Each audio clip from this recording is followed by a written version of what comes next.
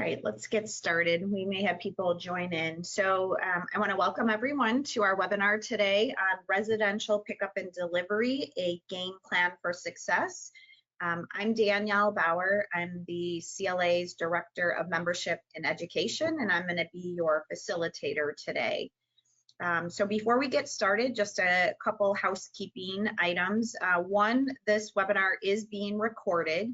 So within 24 hours, you will get an email with the full recording. So in case you have to step away or you miss something, you'll have an opportunity to watch that again. I'm going to go through some questions with our panelists, and then after that, we'll open it up to your questions. So the way that you will ask questions, there's a control box that is on the right side of your screen, and there's a box that says questions. So if you type your question in there, I will get that, and you can direct it to a particular panelist, or you can just put the question out there and either or both can answer. All right, so with that, I want to introduce our panelists that we have with us today. We have Sharon Brinks from the Laundry Express, and we have Jodan Reed with Splash Out Laundromat. We had another panelist, and he may be joining in late, so we may see Matt Clark from Happy Life Laundromat as well. So I'm going to go ahead and get us started here. So first question, we'll start with you, Sharon. If you can share a little bit about your business. So how long you've been in laundry, how many stores, do they all provide wash, dry, fold, and pickup and delivery, and then an idea of size or volume, so the audience kind of gets a better idea of your business model. Sure. So I bought my first laundromat in 2014, so been about 9 years now.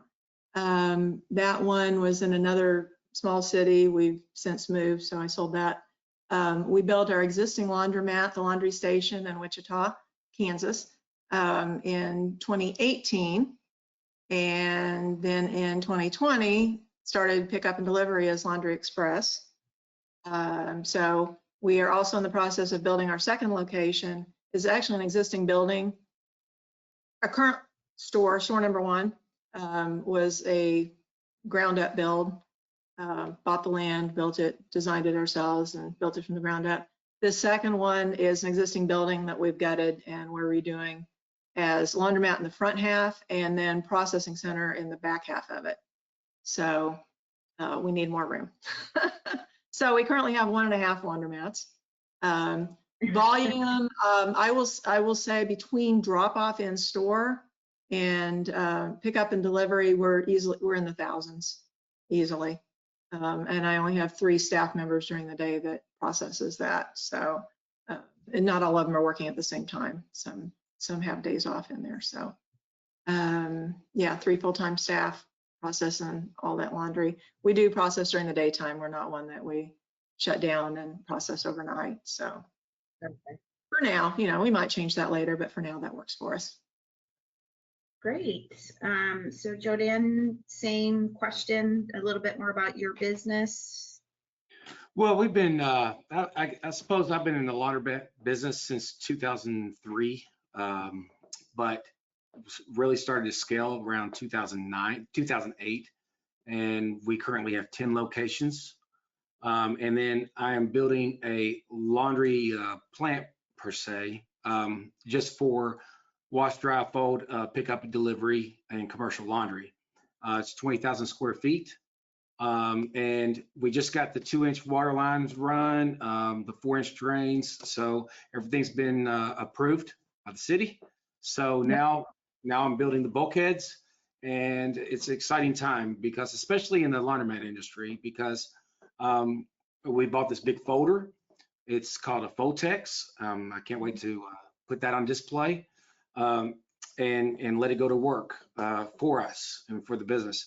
But we're currently, I believe we've kind of outgrown all the laundromats for pickup and delivery, because I don't think we have enough space to do what we want and scale at the same time. because the pickup and delivery is growing so much. And then I feel like we would take away from the floor space. And like Sharon says, she hasn't done a third shift yet, but I feel like I would almost have to do a third shift right now if I'm going to keep them in the laundromats. Yep. Yeah. And your location, because we just talked about Kentucky, right? I'm in Lexington, Kentucky, Nicholasville, Kentucky, Richmond, Kentucky, and yeah, that's it. And I'm currently getting ready to build another city. I'll keep you posted on that. So. To come. Okay. All right. So let's stick with you, Jodan. So let's start with the customer demographic. So obviously the wash, dry, fold, and pickup and delivery customer is typically pretty different from the self-service customer. So thinking about your sort of average wash, dry, fold, and particularly pickup and delivery, because that might even be a little different, how would you define the characteristics of those individuals, those customers? A very busy parents, very busy mom, time poor, people who are time poor. We're everybody's just so busy, and that's what I've noticed more than anything.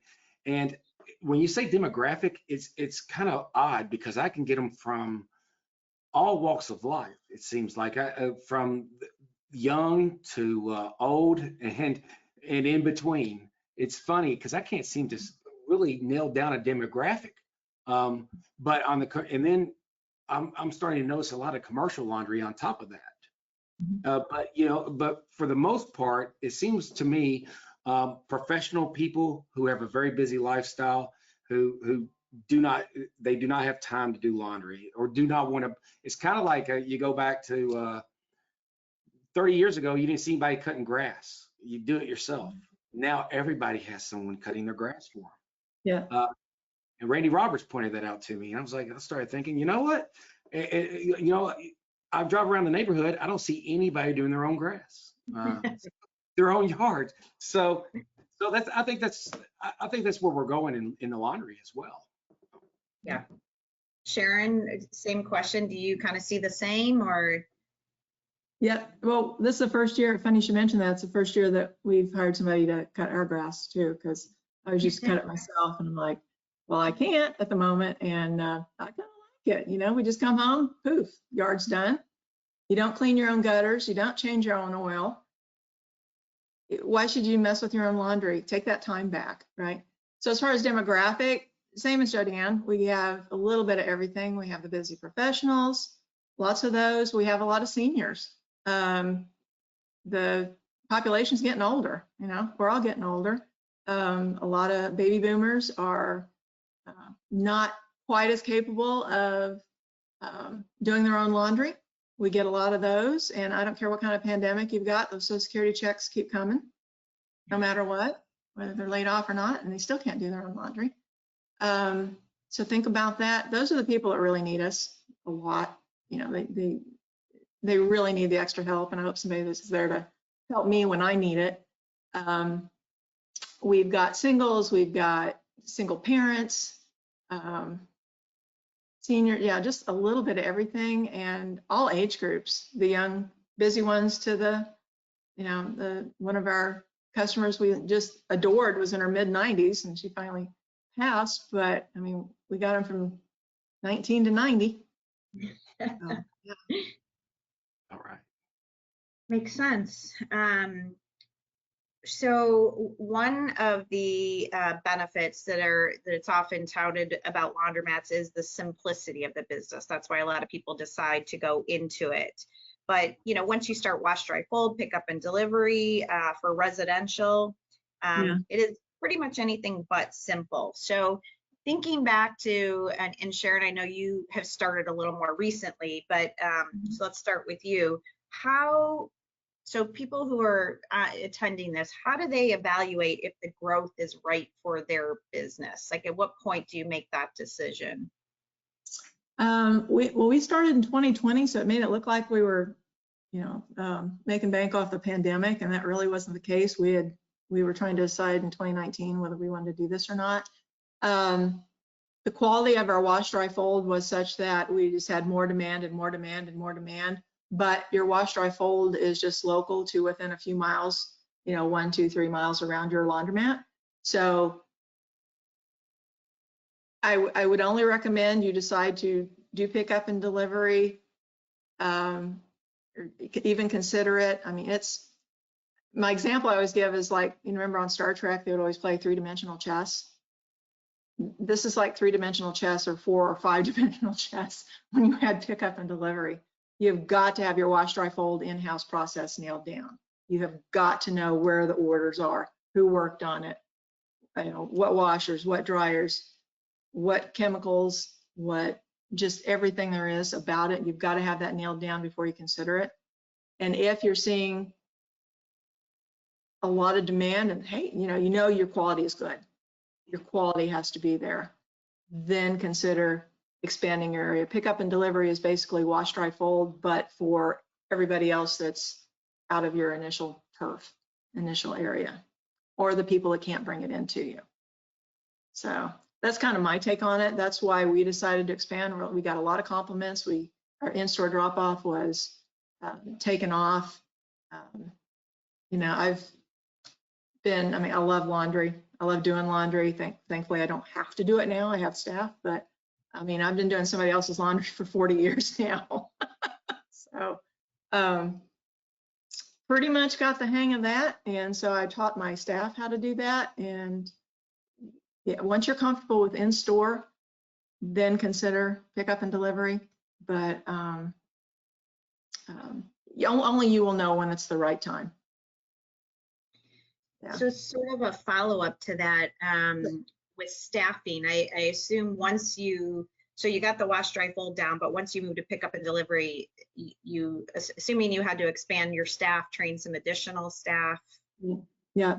So we have 2 separate companies, Laundry Station, which is the mat, and then pickup and delivery is Laundry Express. They are still somewhat commingled a little bit. I've got the same staff working all the in-store drop-offs and the pickup and deliveries, processing those. 2 different softwares. We're using 2 different softwares. So depending on if it's in store, it's this software, pickup and delivery is that software. So we did have to add staff, add some hours. But it's really hard for me to track right now who is doing what. Hence the reason to need a processing facility so we can separate that out finally. I don't have a good way to attribute my payroll to, well, was that they were attending the laundromat? Because they're also attending the laundromat during the day. And self-service is number 1, take care of those self-service customers, but make sure, on the other hand, we get all the drop-off and pick-up and delivery done. So, yeah. It's tough. Great. It's tough. But, as we go to what we call the new world, where we have the processing facility on the second laundromat, we're laying that foundation to finally do it right and get it all separated. But when we started pickup and delivery, we didn't know if this was going to work or not. Right. And I still believe Wichita is still an area where we're still learning that you can have food delivered to you. You can have so many people I talk to and they're like, you mean you'll come and pick up our laundry and do it and bring it back? It's like, yeah. A lot of them don't even realize we do drop off in the stores. Yes, we will do your laundry for you and gladly. Yeah. Yeah. What about you, Joe Dan? So going back to kind of the original question, how would people know how do they evaluate if the growth is right for their business? Well, I think for one thing, you need to study your market, know your market, for one thing. It depends on the type of town you live in. Is it a busy metropolitan area, or are you in the rural areas of Kentucky, which I'm not, thank God. But I believe we just pretty much hit the ground running. I think a lot of it is it's logistical. You are going to be, and you need to have a standard operating procedures in place, and you need to have a system down, like Sharon said, from when that laundry gets in and to where it leaves the building. And I think if you don't have good software to look very professional and the software that like a curbside like we use, or there's so many out there that people use, and so you can get, so the logistics of the business is the main thing, and so you'll know when that dirty comes in, who processes it, and when it goes to the dryers, to the folders, to the to wrapping the laundry, and getting everything professional, and putting it over on the shelves ready to be picked up by the drivers, and then go. And you know, it's very important to get those procedures down before you do anything. Know it before you start it, because then you might be like me. When I first started, we were like, okay, hey, take this order over this side of town. Wait a minute, we had 2 more orders that went out this side of town. What are we doing here? And so I spent so much time going this way, and it, you know, you beat yourself up. And now we have, it's perfect. Everything's in a perfect route, going in a circle, coming back, circling right back to the store where it started. So, you know, standard operating procedures are very important. And knowing your town, your demographics, and get a nice van, and make sure. Now, you don't have to start out with the van. We started out in a car, okay? With, you know, but you know, when you get there and you get a van, have it nicely wrapped, or however you want to do it, so people will know, hey, we're delivering laundry. We're getting calls just from the vans, the phone numbers on the van, but that's another story. But you know, knowing when to start this, I think that's different for everyone, because like I hit the ground running. Sharon thought about it a little bit, and she made sure she was ready for it. I wasn't ready for it and did it. Oh, I put the cart ahead of the horse. Joe Dan's the type to just jump right in. Let's see what happens. That's right. Yeah, I'm a doer. I'm not a thinker. And you know, so my wife always has to pull me back, because I'm like, yeah, let's do it. So no, you haven't thought this through yet. You know, so but here we are. Yeah. But I think it seems you were even in the same place anyway. Yes, and you will make a mistake. Everybody's going to make a mistake along the way. It's, don't make the same mistake twice. And you know, when you deliver those clothes, and this is the main thing, you cannot make a first impression twice. So if those clothes come to your customer and they're out of sorts, or if a shirt's missing, that's the worst reputation you can ever have. So just follow the clothes. Absolutely. So sort of a follow-up to that I asked Sharon, what about when you went from self-service to wash, dry, fold, pickup, and delivery? What is your staffing like? Does your staff do both, or do you have specific staff that handle the wash, dry, fold, pickup, and delivery?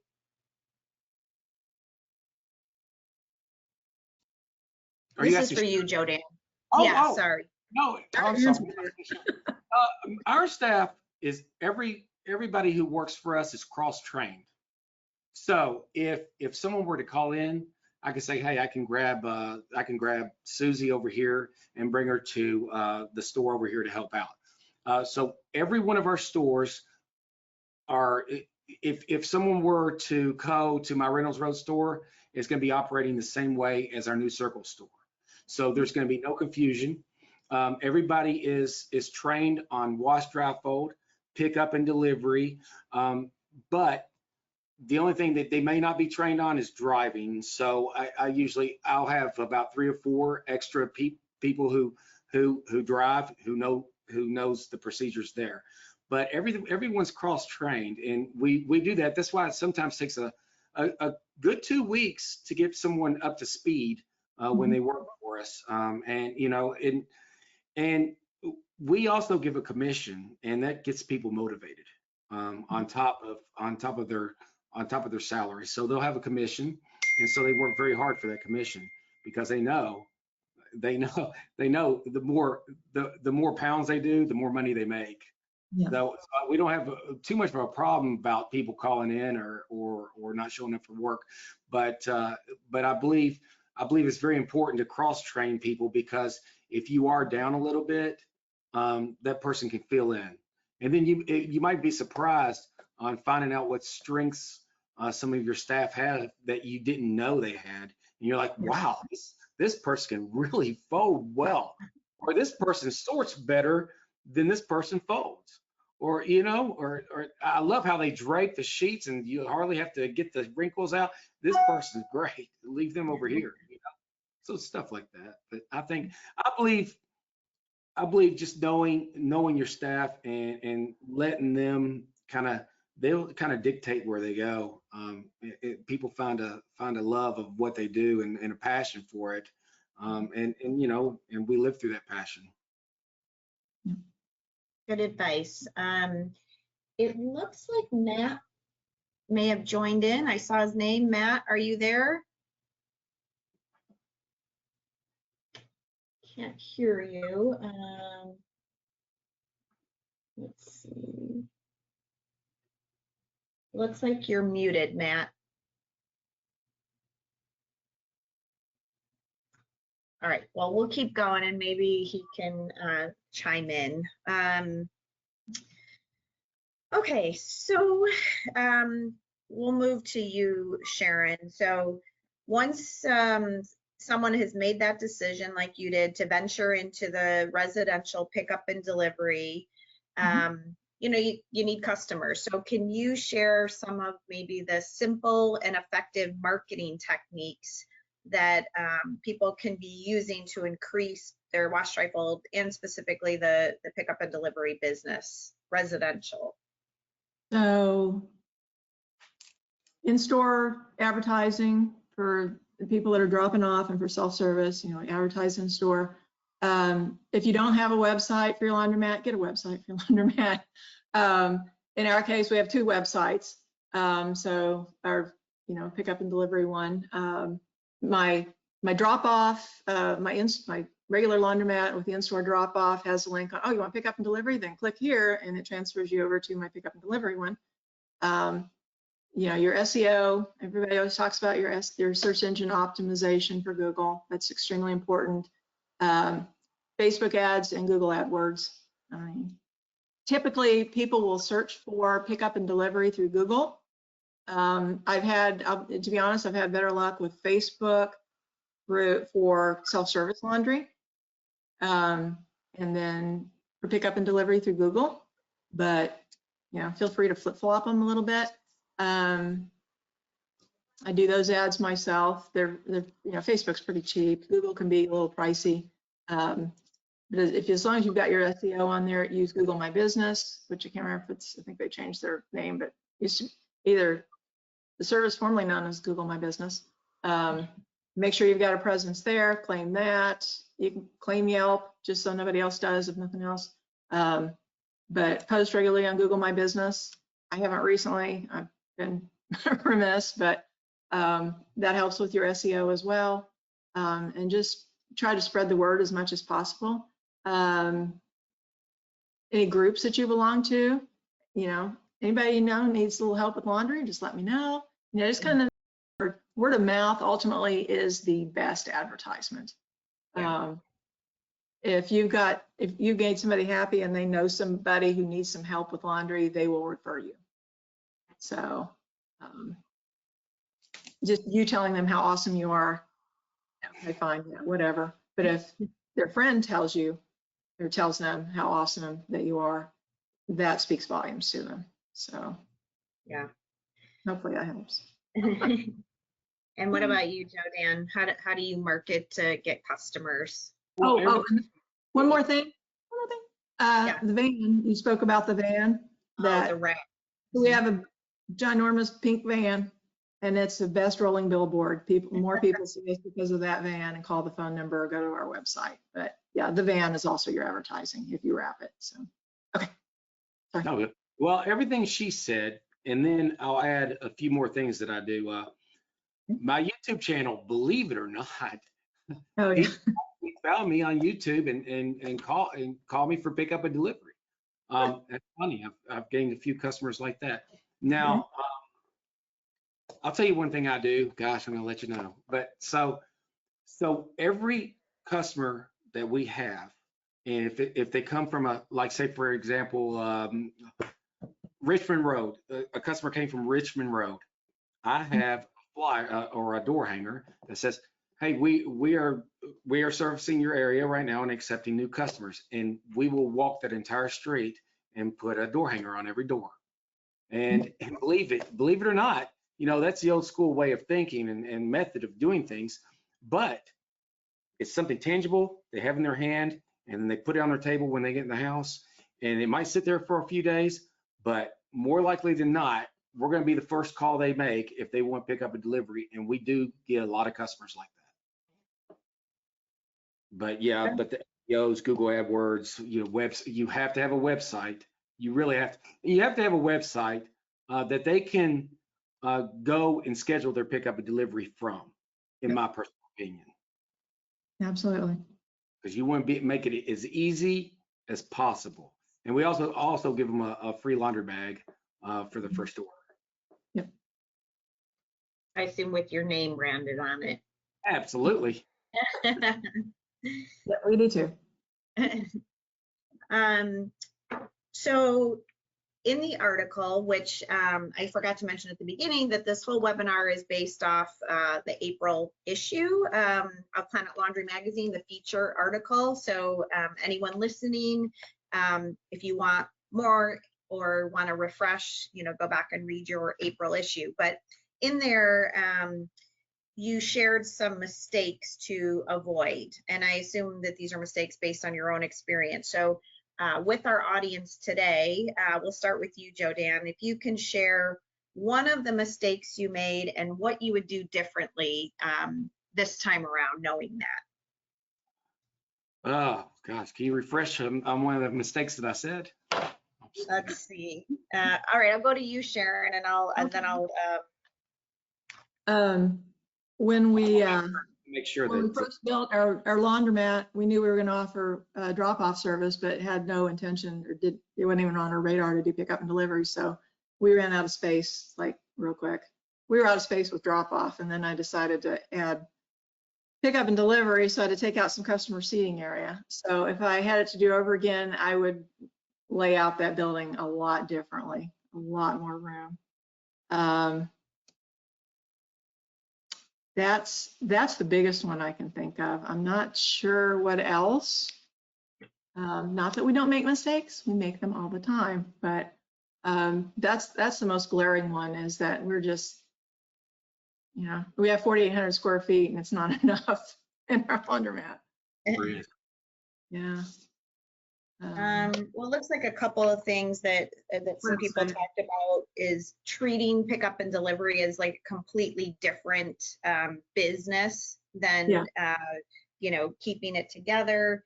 If you're going to start off, focus on a smaller geographic area, which, Jodan, you kind of alluded to that when you started, you were here and then here and then here. So that's the biggest mistake I made was it's a logistical thing and a software thing. When you start a pickup and delivery, look as professional as possible. You don't want handwritten. We're in the days of technology, and people do not want anything handwritten on their bags or here's your receipt. It's handwritten. It just doesn't look. It doesn't look professional. And have your logo on your bags. There's just so many things you can do to make your life easier as well. And I didn't make those things happen at the beginning. It was very difficult. I made it difficult. If I had spoken to people like Sharon, and if I, the resource that you have with the Coin Laundry Association, for example, I would say I made the mistake by not going to their wash, dry, pickup and delivery conference. Well, that wasn't provided. Now it is. And so now everyone can go to this conference in Nashville in October, and they won't make the same mistakes that I've made in the past, or Sharon or anybody else, because you're going to have people there who are experienced and who are there to answer any questions you may have. And there's no right or wrong way to do. There's so many ways to skin a cat in this business, especially pickup and delivery. I still learn something new daily. It's amazing, like just little things. You'll just learn the little things, and that made your life a little bit easier. And I always go back to packaging. If your product isn't packaged nice, then, Yeah. you know, it's kind of like opening up that brand new Apple computer you get from the store, you bring it home, you unwrap it, and, you know, you take pride in it. Well, what if your clothes were all wrinkled and it's all loose and it's everywhere? Nothing looks nice. You know, presentation is everything, I think, in this business. Yeah, folding, folding, folding. Make it look nice. And Yeah. uniform, and fold the same way. That's why we use folders, because I don't care if you can fold very nice, because if you're processing this order and they get it like this, then the next week they get another order and it's folded different. I liked how the person that did it last time. Well, we don't know who did that one last time, and I'm not. That person's working at another store. No, you're not going to get that person. So if you don't do it the same across the board, then you're going to have issues with customers, because we've had that before. And you know, so you know, some people, that's where your standard operating procedures come in. You know, you want to make sure everything's exactly the same. Yeah, flip folders are awesome. It doesn't matter who folds it. It's all the same size. It fits in the bag together. They have adult and kid size ones. So when you're folding those small little kid things, if you want to use those, but yeah, for the adult size, it all is the same, whether it's a 3XL or it's a small. Same Same size. in a drawer, you'd want all your stuff to be folded the same so they fit in your drawer the same way. So it makes sense from the customer side. So speaking of customers, we'll start with you, Sharon. What is the most common customer complaint or issue that you deal with? Specifically pickup and delivery. Honestly, we don't have a whole lot. When it does, they'll often somebody will claim, well, I sent in a such and such and it didn't come back. Well, we have cameras everywhere, and then we look and no, your red blanket did not come in. 99 times out of 100, the item that they think they sent in, they did not. Once in a great while, we'll goof up, you know, miss that ink pen that's in a pocket. Didn't check the dryer before we put something in there, had some gum in it. But as far as customer complaints, I don't know. They have we currently use StarChup for our pickup and delivery software. So they have a feedback system where they can give us a rating of how was your order. First time customers, I always reach out to them and ask them how did we do? Did we exceed your expectations? How can we improve? Here's my personal cell phone number. At some point that's going to stop, but here's my personal cell phone number. I can always block a phone. It's easy, but that's easy peasy. But feel free to reach out to me if you have a problem, question, concern. We don't get a whole lot unless we really screwed something up. And once in a great while, we get in a hurry. I can't say we're too busy, but we're not paying attention to what we're doing and we screw something up. But, you know, it usually involves ink or gum. How about you, Joe Dan? What would you say is your most, I guess, common customer complaint? They didn't get their the time frame, getting their clothes fast enough, or you said you would be there at 11 if we don't get there if we're not there by 11 or something like that, or you know, and then where we leave the bags, if they don't like the placement of the bags where they're left, or packaging. Sometimes it'll be a packaging thing. It's because if they aren't in your standard operating procedures, and then someone went skewed outside, I didn't like how that person rolled the socks, or you know, put my socks together and you did it different last time, and they'll find anything to complain on because they want a discount for the next time. Yeah. Did you say rolled the socks? I said we don't roll socks. I'm just saying one person wanted to roll socks. We don't roll socks. Okay, are you kidding me? I thought you rolled socks and I was going to come to you. No. You know, a lot of it, like I didn't like how my comforter was folded, or now I'll tell you this: we have had a complaint in the past where the down comforters aren't completely and then they package them and send them out. And I'm like, oh my gosh, you know, that's the easiest mistake you can make. Yes. But man, the down comforters, that would be the biggest complaint we've had. I think we've got that down now, but not too much. I think if you're really on top of everything and you have good management and good staff, you're not going to get too many complaints. But you're going to get a complaint, kind of like Sharon said, gum, ink. You know, empty those pockets when those pants come in. Yep. That's Yeah. any drivers. You know, if they don't like, hey, your driver wasn't uniformed, for example. I had someone call. I'm like, we're supposed to be wearing a uniform. Where's your uniform? You know, you have to look the part. If you're not, it's. So I've had a complaint about a driver not being uniformed, but I didn't know he wasn't uniformed. Yeah.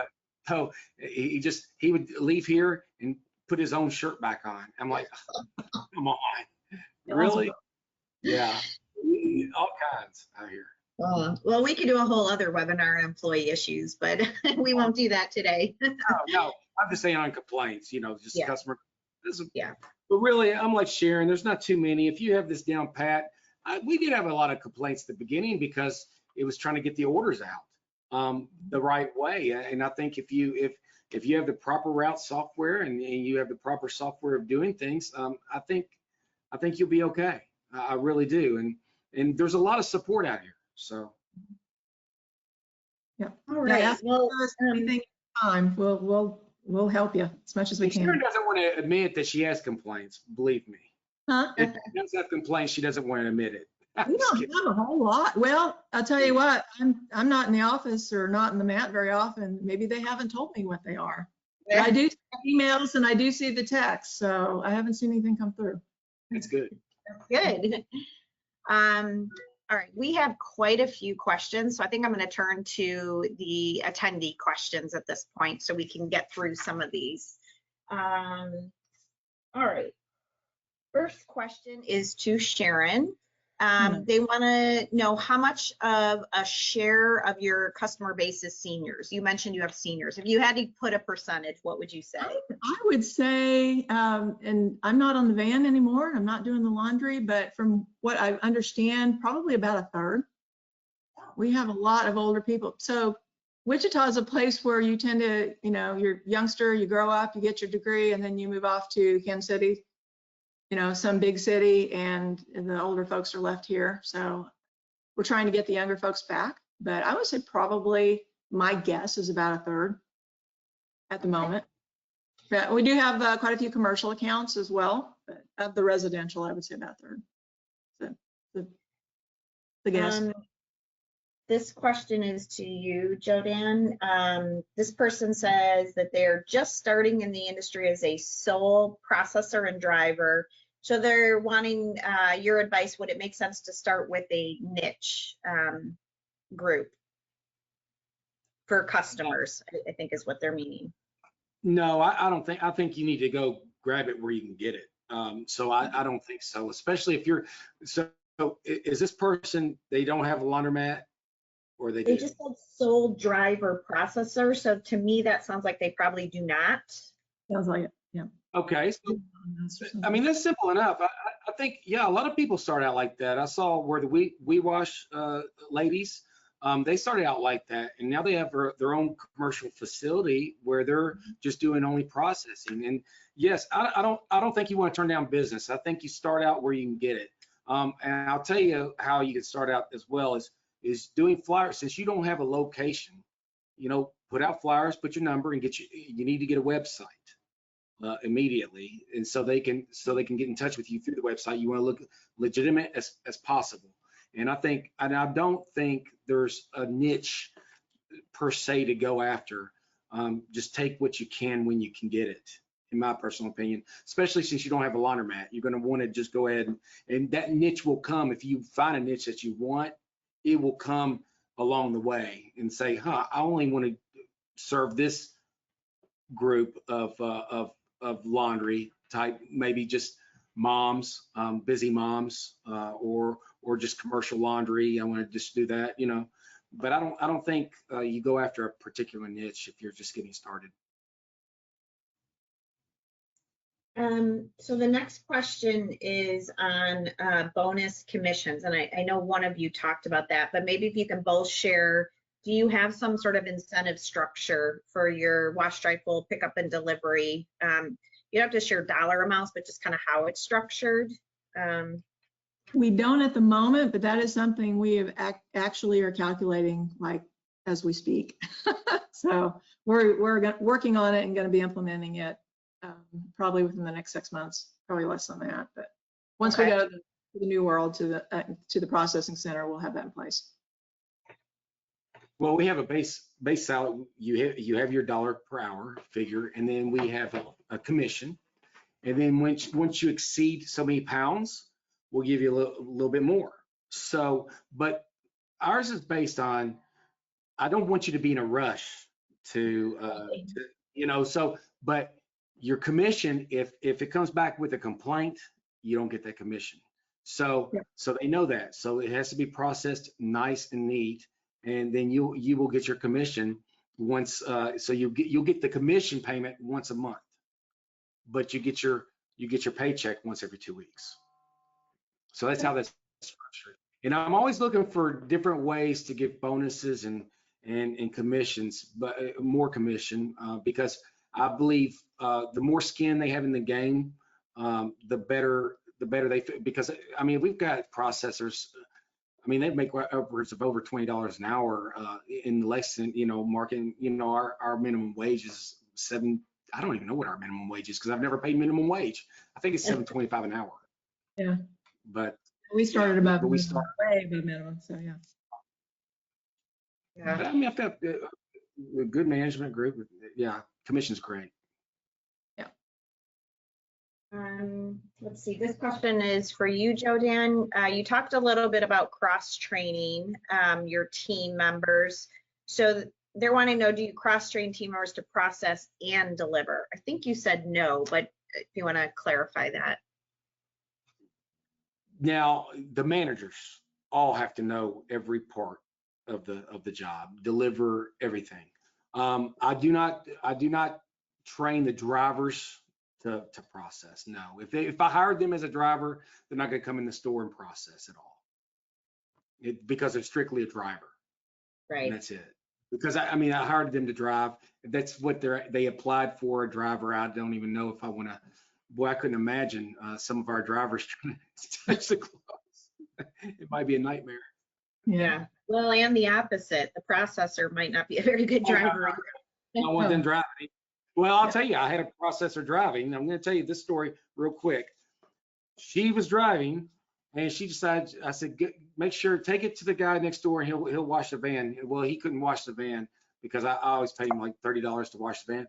Well, she took it upon herself to take it to the car wash. It's a van only had 3,000 miles on it, Ram van, the big high top. She drove it through the car wash, and the car wash was smaller than the van, and it just ripped the whole top off the van. Oh, Last time she drove for me. Yeah.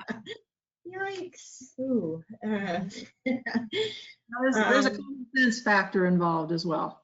Yes. So there's a common sense factor involved as well. Yeah. One would think. Yeah. So I know, Sharon, you specifically said that your self-service and your wash, dry, fold, pickup and delivery have different brand names. And I'm not sure about Jodan, but this person's wanting to know, have you seen it to be an advantage to have the pickup and delivery branded different than the store? Well, the jury's still out. Every once in a while we think, wow, maybe we should combine the two. We did them separately for legal reasons and accounting reasons. And if we ever did want to sell one or the other, we could sell it separately. So if we wanted to sell the delivery business, it would be easier to just separate it out. And here's the assets.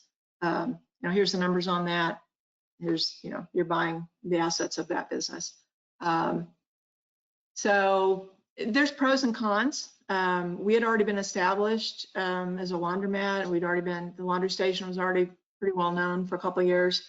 And then we added Laundry Express and still trying to get traction. And then I didn't realize that everyone and their dog has a laundry company called Laundry Express. It's a very common name. God, that's stupid of me. I should have looked that up more. But anyway, so you've got separate brands. If somebody gives you a bad review on one, it doesn't bring your rating down on the other one. So that's a pro of having them separate. It does make it a lot more difficult on separating the expenses, as I talked about before. There's pros and cons to both ways. So you just have to figure out what's going to be right for you, the way you want to do business. What's your 5-year plan? What's your 10-year plan? You know. Yeah, and then makes sense. Reevaluate every year. Okay, now what's my 5-year plan? What's my 10-year plan? What makes sense? Not to say we wouldn't bring Laundry Express back under Laundry Station, but right now they're separate LLCs, and for the foreseeable future, I think that's the way they're going to stay.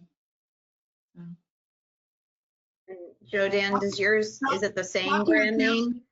Talk to your accountant and talk to your attorney. Yeah. It is the same brand name. Now, I'll tell you, we used to be with Happiness. We're not there anymore, but now that's what Sharon's doing. See, she's got a completely different entity. Now, a lot of people do that. And I think it's smart to do. You naming your pickup and delivery something totally different, but I believe we have such a big brand here in Kentucky that it helps using the same name. So now, if we were starting from scratch 10 years ago, I probably would have chosen a different name for my pickup and delivery as opposed to our laundromats, because then you can distinguish the two. So it does make sense, but then you have to get different laundry bags and different this and that. That's a pain. Two different websites, two of everything. So, and yeah, the time where I got to bug out. So, yes, thank you, Sharon.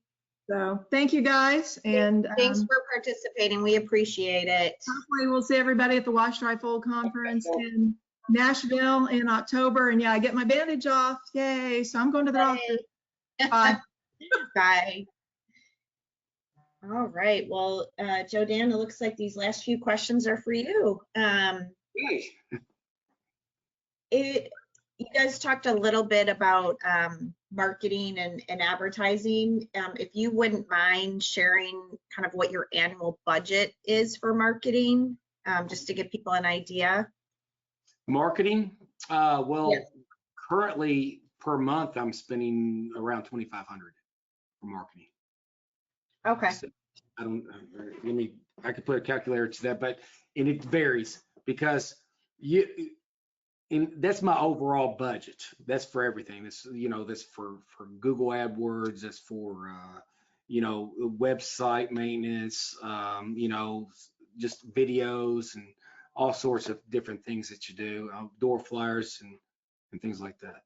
About $2,500 I give myself per month to just unlimited, and sometimes it can be more or less. Great.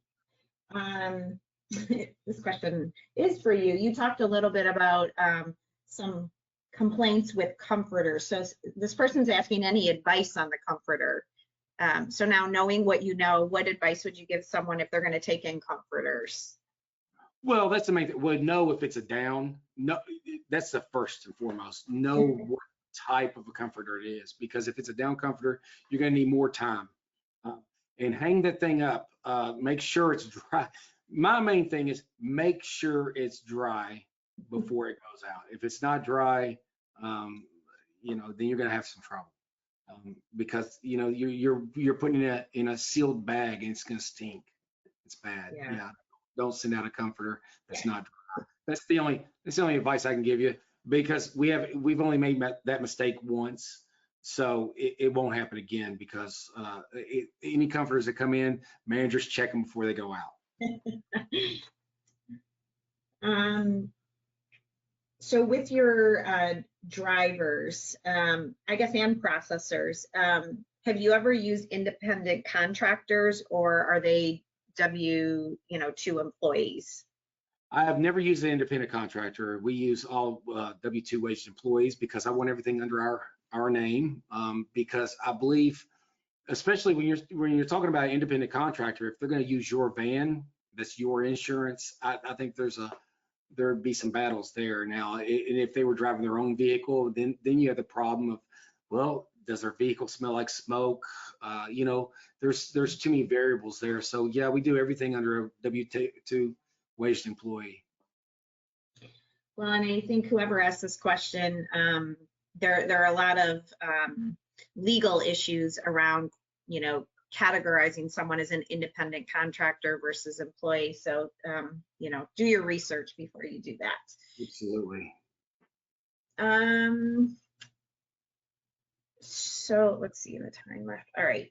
So I'm going to do one last question. This is a good one to end with. So you do self-service, you do wash, dry, fold, you do pickup and delivery. So this person wants to know, which side of the business do you enjoy the most? Probably a self-service because I don't have to see anybody. But to be honest with you, I love the pickup and delivery the most because it's the most challenging. And I think personally, I believe that's where the industry is going. People are time poor, and people are on the move. And I believe right now is the time to jump on pickup and delivery, in my personal opinion. I always have wash, dry, fold available, but pickup and delivery, I believe, is a great way to start. But you don't have to start. You don't have to own a laundromat to own a pickup and delivery, by the way. So, right. Anybody out there? There you go. You can also go to a laundromat. You can probably make a deal with one of your local laundromats. Hey, when you close, can I come here at night and wash, dry, and use your washers and dryers, and you're paying for them? What laundromat customer or owner wouldn't like that? I would love it. Right. Yeah, I know that seems to be a newer thing that is happening, of people, you know, making some sort of agreement with the owners to use it overnight when no one's using it. So good advice. All right, so in the last couple minutes, I just want to share a few other resources that we have in regards to wash, dry, fold, pickup and delivery. We have a couple white papers. I know there was a question about commercial accounts we didn't get to. Today's focus was mostly residential, but we do have a white paper on developing accounts. We also have many videos from programs like this, and we have several. One is getting started with commercial accounts, as well as, you know, wash, dry, fold 101, starting pickup and delivery. So many resources if you're looking to get started. Most of these videos are about an hour. They're experts like Sharon and Jodan sharing their experience, and all of this is in our e-store. And if you're a CLA member, you just log in and you can download anything you want. Wow. We do have a few upcoming virtual events. So June 8th, the unattended laundromat, making that business model work. As part of our new Women in Laundry initiative, we are doing a coffee power hour. We're doing a book discussion on June 28th in the morning. Certainly men can join too, but it is part of our Women's Laundry Network.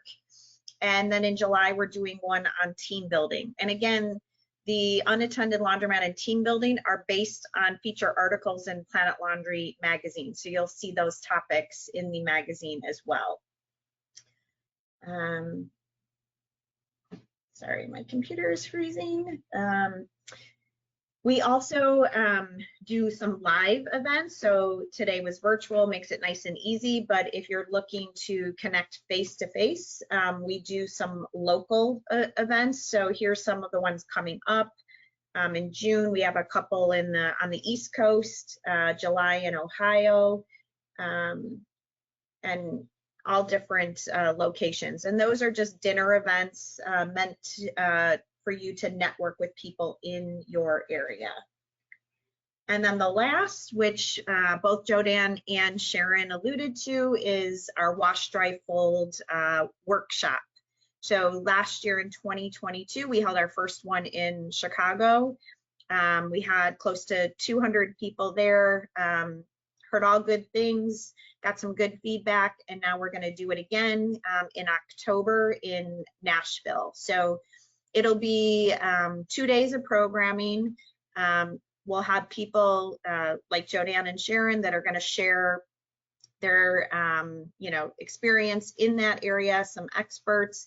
We also will have some of the companies that offer the software, the equipment, things like that, exhibiting, so you can learn more about what's available to you in the market. So watch for information to come out. I think our plan is to launch in the second week of June. You'll see some emails, the website, you'll be able to register all those things. So, but mark your calendars for that.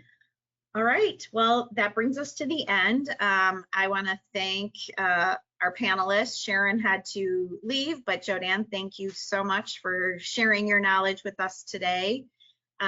For those of you who may have missed at the beginning, this session was recorded, and you'll get the recording within 24 hours. So if you happen to jump on late or you had to step away, you'll still get to go back and listen to all the good information that was shared today. So thanks to all of you for attending, and I hope to see everyone at another CLA event. So have a great afternoon. Thank you. Thank you.